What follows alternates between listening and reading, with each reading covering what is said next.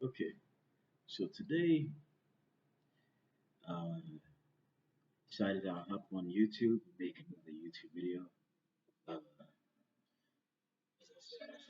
see, more so just somewhere just to vent when I have some free time, or I'm just trying to find something to do, productive and stay out of trouble. So I want to talk about China today, and just having to give them their props. You know, I would say I'm pretty patriotic American. Um, and I'm pretty well traveled. I'm actually making this video right now from outside the country, from Argentina. So I say that to say this: that as an American, as a North American, as a person from the United States, because being well traveled, you know that the world doesn't see us as Americans; they see us as people from the United States, and they, it's different ways to say that in different languages. But anyways, you know, I actually can say that from watching and reading and researching information from other countries, peoples, or other news channels that are not owned by American media, you get to see like a different perspective and a different side of China, or a different type of viewpoint of China, because I, you know, can see why the American media tries to report on China the way they do, as in it's like a super third world country, super old, you know, still needs a lot of development type of country, because China is number two to America, United States, and they're right, behind us, literally, already beating us in some financial metrics, you know, even by 2032, there's estimations that they may overtake us in all metrics. I'm not saying, you know, I'm a statistic man. I could be wrong. Another statistician could report differently. But the thing is, I see that as a whole, the majority of American or people from the United States seem to just have this type of ideology like I used to have until very recently, maybe just until about a few days ago, until last week, that we'll be number one forever.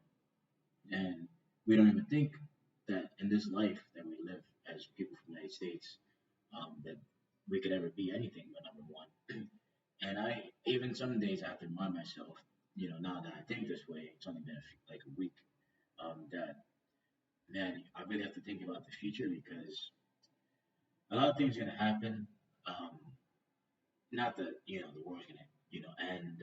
That's what we think. If America's going down, or it's not one anymore.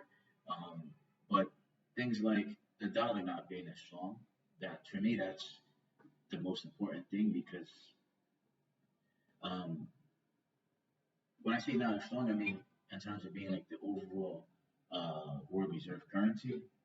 And if that happens, then what would happen is we can't really put sanctions on other countries.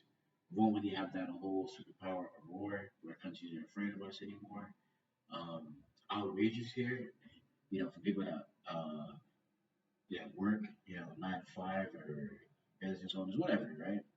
Um, it could be reversed, like Chinese people, or the leader of BRICS, who will probably be taking the initiative of really making the US dollar fall down.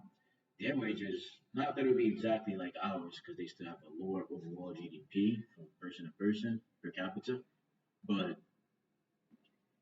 it won't stay that forever. And our GDP per capita, I think it would have to fall, because the dollar, it just can't be printed as much. So how are you going to pay all these people in the United States 60,000, 100,000, $10,000 salaries if the dollar is just not as strong anymore? And we can't just use the influence, to just print the dollar, which we're currently doing. The influence of, hey, we're the United States, and other countries value that. So that's actually why we can print dollars out a lot. Not that we're producing more in China, India, countries like that. It's more so just that these other countries, are so influenced by us, as crazy as it sounds, I just realized found this out as well. And it has kind of like a false, how do you say, a false value per se. I have to look into that again and get that back to you guys on the word, but it's just it's just crazy when you think about the United States, and the basis of everything, just the basis of the dollar. We're being outproduced by other countries in terms of productivity, but literally we're printing dollars, we're saying, hey, we're gonna crash, we're gonna inflate, blah blah. But it's not really happening like it happens for other countries if they try to do that, because they can't do that. One, because other countries don't respect their currency as much, um, and there's no influence. If I uh, translating this correctly to the fact that allows them to do this, which is just crazy, you know. Um, but I guess to take the throw on China, what they're doing is just they're showing value in producing, and maybe one day they can have this type of global influence to just be able to print yuan out or RMB out, which is their country's currency.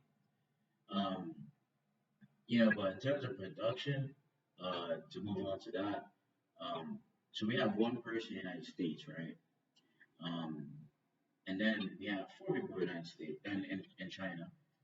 So right now, with the current population of China and the United States, there's four workers for every one United States worker.